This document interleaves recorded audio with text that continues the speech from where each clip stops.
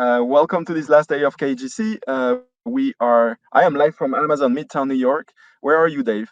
I am in upstate New York. I'm in the beautiful Adirondacks of upstate New York, near Lake George and Saratoga Springs. That sounds beautiful. So without, let's go. And so Dave from Enterprise Web, you're going to present graph-driven orchestration for digital business transformations. Dave, the stage is yours. Great. Thank you so much, Francois. Hi, everyone. Thank you for attending. It was great meeting many of you yesterday while I was actually in New York City at the Cornell Tech Center there. And it was great hearing the talks as well. So it's nice as COVID starts to wind down to be having human interactions again. So I believe this will be recorded and made available after. So sit back and enjoy the presentation. We've also shared our slides. You don't have to take screenshots or anything else like that. And of course, I'm always happy to speak with people. So I'm Dave at enterpriseweb.com. So if you're interested, feel free to follow up with me after the session. So graph-driven orchestration for digital business transformation. It's also a bit afield on it as a topic goes from what a lot of the conversations were here at KGC22. So let me set this up a little bit because we're really talking about automation, the application of graph technologies to automation use cases, not to just any automation use cases, but really the most advanced automation use cases, and how actually graph is an enabling capability for automation future and business agility. So let's set up the problem a little bit as far as transformation, because I think it relates to some of the data challenges that people have talked about, and many speakers have talked about silos and the need for interoperability, et cetera. But this applies not just to data, but also applies to applications and services and code as well, right? In general, we need more interoperability, we need less silos, we need more horizontal architecture. Of course, everybody wants this, but this has proven to be hard, right? 80% of businesses have undertaken some form of digital business transformation. The number's probably gone up since this survey.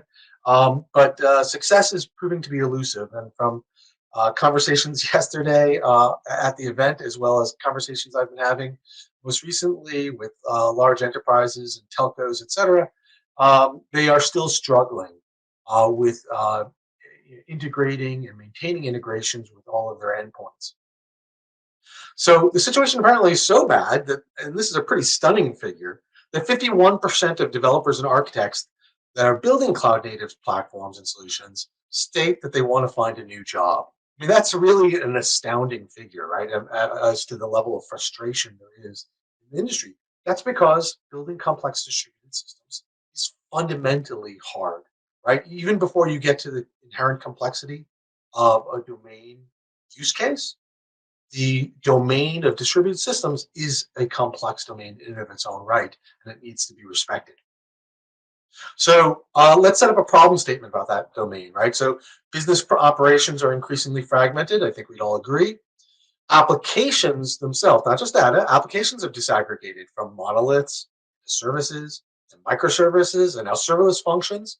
And essentially, we've disaggregated without a model for composition and management, which is effectively leading to anarchy, right? We've had an explosion of endpoints. Humpty Dumpty has fallen off the wall and is broken into all these pieces, and now you need to put them back together again. So disaggregation and the notion of a composable business, that's great, but you actually have to have capabilities to do that, and that's what we're going to talk about today, right? Is how do you coordinate all of those endpoints and manage them for useful business purpose? So it's difficult for organizations to coordinate across business silos, cloud hosts, and ecosystem partners.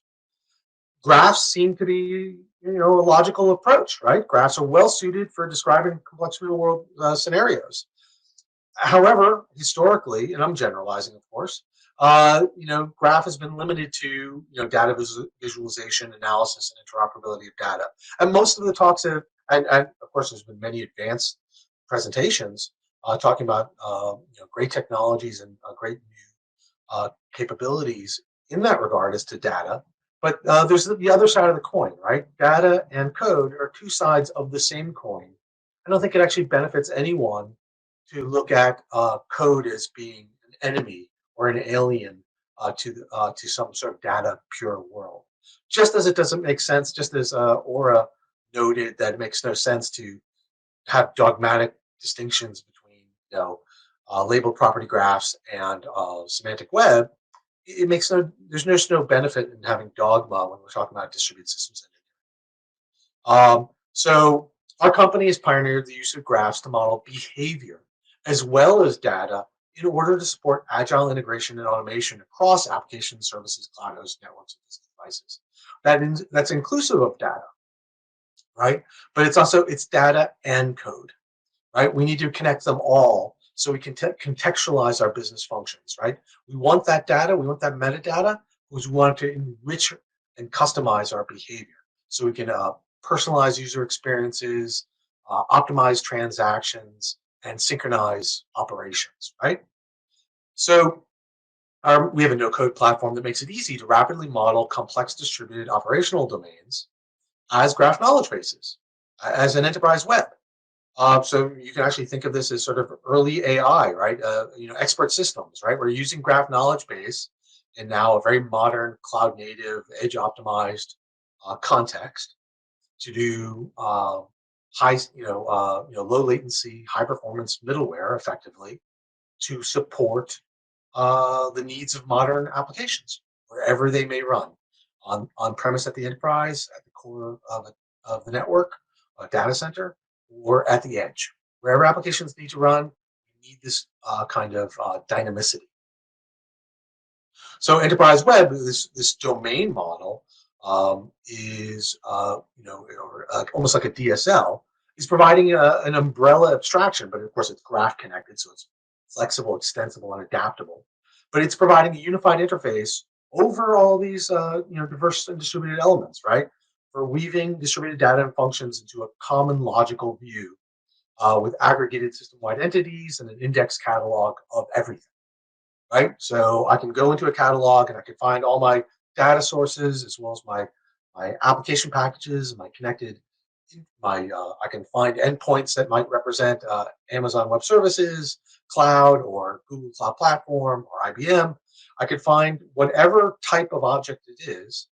It doesn't really matter. Data object, application package, um, cloud-based service, etc. I can find them all in a catalog as if they're all located in one place. They're all represented in a common sort of isomorphism, right? I have a common approach to looking at everything, even if we know intellectually that these things are all heterogeneous. We have a common way and common metadata for representing everything. So our thesis is that businesses need an enterprise web, that they need something like this, right? They need a single source of truth across a complex distributed system, right? So as the world is fragmenting, as the world is, decomposing, and businesses themselves, organizations themselves are becoming more virtual, they still have an obligation to act as an enterprise in a unified manner, right? They still have legitimate business compliance concerns. They still have legitimate governance concerns.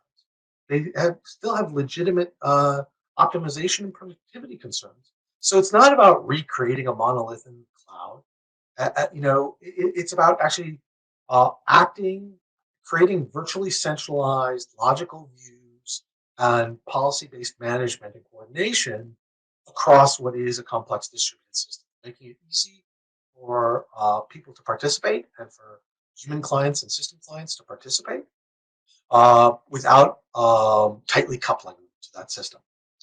So making it flexible. So we need to enable organizations to bring order to the increasingly fragmented organizations. And let's make this really simple. We essentially create a shared catalog with metadata, relationships, and state information, right? These objects are in effect digital twins, right? We understand where they are, what they are, their properties and behaviors, their constraints, their affinities, their anti-affinities, their state. So these are very rich representations of the connected elements that we can then declaratively compose into services and deploy them anywhere in the world, right? They're completely infrastructure independent, protocol agnostic. We can compose things, deploy them, configure them, run them, automate them. And the whole point is that this is fully declarative So there, we have that separation of concerns between model and implementation, right? That's what keeps everything very agile, keeps the business users and customers focused on business logic, making things very accessible for them with it essentially hides the middleware implementation layer. All that implementation complexity is. So other people are thinking about things like this too. So in case this sounds is foreign to you, or this is a novel application of graph being applied to automation, I know Jacobus Gellick also presented, and the EKGF has this maturity model, and here I am citing them, so hopefully they're happy that I'm representing it. But here's their maturity model, and you can see here at the end, operational ecosystems are predicted for 2027. But we do this today, right?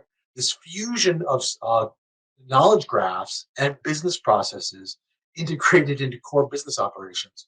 We're doing this in production for some of the world's largest corporations right now. So this is here, and it's an exciting application of graph technology, right? So fusing knowledge data and app data to enable the digital business. So, first thing I want to say is, graph compatibility is we're not here in opposition to anything, really. we're here to support customer use cases. We're not in opposition to semantic web. We're not in opposition to labeled property graphs. Akin to several of the speakers, including Ora Lasilla, notably, he said, again, let's move away from divisive, semantic battles, almost like Swiftian type battles. About do we have our boiled eggs up, the fat part up, or the small part up? If anybody's read Jonathan Swift, but getting away from those kind of weedy little arguments to what can we do with graph, and how can graphs work together, right? So we're motivated for behavior and automation, right? So we have a different motivation. Our use cases are different than most semantic web and label property graph use cases, and we have obviously our own different implementation. So we're not here against them, and in fact, we work with these technologies as well, right? So enterprise web, we can export RDF, and we can certainly model any standard open LPG language as well. And we're happy to see progress on those fronts as far as one graph and sort of unified approaches to that. That's just smart. Again, let's not create our own interoperability problem within the graph community. Let's solve those problems. Let's practice what we preach. So we can expose, moreover, because we're a graph, we can expose our graph operational models and activity by API to higher level systems, analytic systems that can consume enterprise web's model and give us input on machine learning to optimize our models, as well as we can call AI, we can call algorithms at our runtime and execution to optimize transactions. So we work very nicely in both directions with other graph-related technologies. So let's now drive down into the distinctions, and I'm doing this to sort of spark a conversation, not to provoke a fight. So expanding the scope of graph, data and functions, right? Properties and behaviors, queries and commands, metadata and state, right? Graph objects and graph transformations and processes, data integration and service orchestration, high performance graph processing, and lightweight cloud native deployment. These things are not in opposition with each other. They actually belong naturally to each other, right? What is an enterprise but other than a set of people, information, and capabilities, right? It's very easy to understand that as a graph. Was a speaker, I think it was from Tiger Graph, that actually talked about we need a new language to present this. And actually, Aura also talked about saying, it's easy to present this to the business, right? Actually, at some level, the business actually intuits these solutions better than some technical people who are very narrowly focused on status quo technologies. right? Actually, that we can look at an organization as a graph, a set of people, information, and capabilities. That we can look at it as an application, as a set of endpoints, right? And that are connected by events and policies. This is just intuitive, right? It's a much more flexible way to looking at the world than way people have done heretofore in static hierarchical um, information models and rigid, tightly coupled code. So, diving deeper, how do we compare against other semantic web technologies? Again, just for insight, and these are generalizations. So, we know that there's, unique implementations of everything and different combinations of technologies, and you can try and achieve similar things. But actually, I think uh, you have different tools for different purposes. We were built from the ground up for what are the kind of behavior we want to manage. And so I think our architecture, our engineering has specific advantages for those use cases. So URI namespaces, abstract data types. I'd say that enterprise web is supporting things like prototypal inheritance, really complex types and objects. So I honestly would argue that we go beyond semantic web because the semantic web, once you get to abstract data types, you're going to have an explosion of RDFs that represent that complexity, implemented more domain of hypergraph, which gives us a little bit more flexibility. Complex types. I think that again, we can split hairs on these things, but I think that you would find if you look at the use cases we're doing, if you go to Dave Duggal's my YouTube channel, you'll see some demos there, and I think you'll see for yourself that we're kind of use cases we're solving are really complex objects, complex types, complex coordination, complex transactions. They need much more flexible. They're not imperative, right? Fully declarative, fully functional in their nature. We're addressable for high-speed queries. We're also aggregated for high-speed processing. We're not just query read, we're also command write. And so these are just at a high level, some distinctions that I think, obviously, we could dive into each one of these. And they're a starting point for a conversation, but hopefully they help you sort of have a rough idea, help you sort of intuit how our technology might be working. So enterprise web is based on its own language, right? We call it the graph object and action language, right? So we have a machine readable language for normalizing heterogeneous solution elements and then for declaratively composing those into higher level objects, right? So everything in enterprise web is just an object of a type, and all those objects and types are under common management.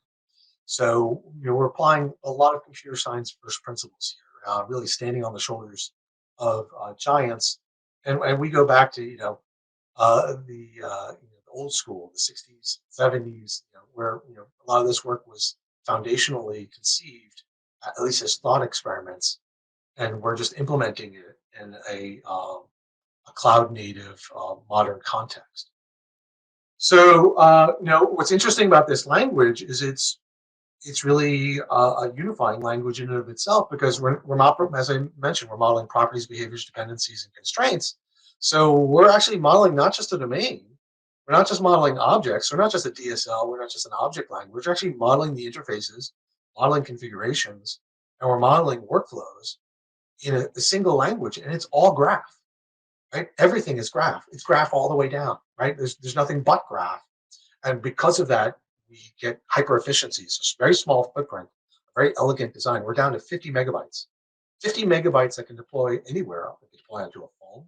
We're a quarter of the size of iTunes. We can deploy, on an edge device, deploy in a data center. 50 megabytes that could actually run an enterprise. 50 megabytes that can be distributed and create a consistent application fabric that you can then connect across your enterprise instead of having middleware stacks deployed all across an enterprise globally. Now you can actually have common tooling across your enterprise that is meant for interoperability. So what is it? Let's take a look at what this looks like. So we start with an upper ontology, right? Where we have high level system concepts for classification and higher kinds of types, etc. And we connect that to the graph knowledge base, which is the domain that the customer would be in control of. We also develop conjunction with system integrators, knowledge bases for different domains. So we've done that in the past with life sciences. We do it very directly in the telco world for advanced telco virtualization and automation. Yeah, existing sort of out-of-the-box models that people can exploit. System integrators and customers can also build their own graph knowledge bases, their own operational domains. And then that's connected to a catalog, right? And the catalog represents virtual and physical objects in their domain. And the real answer here is from a middleware perspective. Again, I appreciate that many of you don't necessarily think in application middleware terms, but I'm sure you're familiar with the headings of application middleware. And our thesis is really, again, is middleware should be a utility, right? Middleware should be that thin, horizontally architected, layer between the application logic that the business wants and the objects that they have access to. And that's it. You shouldn't care about the middleware layer. It should be like a dial tone. You should never have to think about the middleware. You shouldn't have to think about your formatting, your formats, protocols, transformations, everything like that. You should declare an intent-based service, and the system should implement your intent. So we give you the out-of-the-box baseline model. So we have generic concepts of enterprise concepts for people, places, things, etc., that are universal to enterprises. We also have extensive set of types that all come out of the box. And then the customers, they can start with XML, RDF, JSON, even a Word document or a PDF, and we'll do entity extraction, algorithmic mapping, and we'll put it into our graph. We'll bring it into our system. Because we have that upper ontology, we can dynamically classify and type those things at a higher level, so they're immediately usable inside our domain, inside our system domain. And then they can immediately start working with the system. Our system, it was at 50 megabytes, it's cloud native. It deploys in like 10 minutes, and it's all running. The interfaces are running, the APIs are running.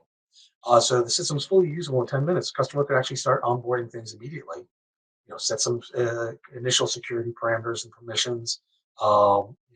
Start setting up their models. Start onboarding objects. And since it's all graph, you can sort of model as you go. You can actually use your use cases to drive the natural organic extension of your knowledge base, right? So it's a platform, right? It's inherently built for supporting one-to-many use cases, not just one.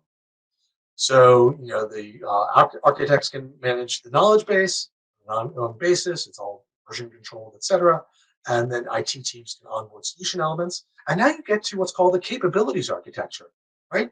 Everything is just an object in a catalog, which is fully indexed, dynamically indexed, and tagged. And you just go through, based on your permissions, you go through the catalog, you compose your services, and you deploy them. And trying to make things as easy as possible for the business, right? So, onboarding itself is a model-driven process in enterprise web, right? You onboard objects, you're essentially creating references to the knowledge base, and the knowledge base has references to the upper ontology, and then that's going to create mappings to properties and behaviors, and all system generated. So to give you an idea of complexity in the telco world, some of onboarding things like telco routers and 5G core and some of the more complex RAN elements. Which is generally more complex than your typical routine enterprise application package. Those things historically have taken 6 to 8 weeks to onboard by multiple teams. We reduce that to like 30 to 60 minutes. For something simple, we could do it in 10 to 15 minutes. And then it's a graph object in enterprise web it's a mutable object that's typed, it's version controlled inside the system. So it's easy to handle updates and upgrades. And that's all packaged as a platform, right? So this is essentially collectively a 50 megabyte footprint. So it's an execution environment, design environment, there's catalog, and there's this host of these middleware capabilities, which I've discussed or I've described, that essentially get dynamically attached through the type system onto these objects. And it just really becomes a sort of a lightweight approach, horizontally. Instead of implementing each one of these as discrete middleware components that get manually integrated, and then you manually integrate your applications on top of them. Enterprise web, it just seems like a ridiculous proposition. In enterprise web, all of these are implemented as event-driven serverless functions connected by metadata and events, right? So the graph knowledge base efficiently hydrates context for a set of stateless functions, which creates a tremendous capability for business users. And so in action, you might appreciate that this kind of high-level abstraction, like using this graph knowledge base, this DSL, and you can consider enterprise web, this sort of modern IDE, this no-code development environment.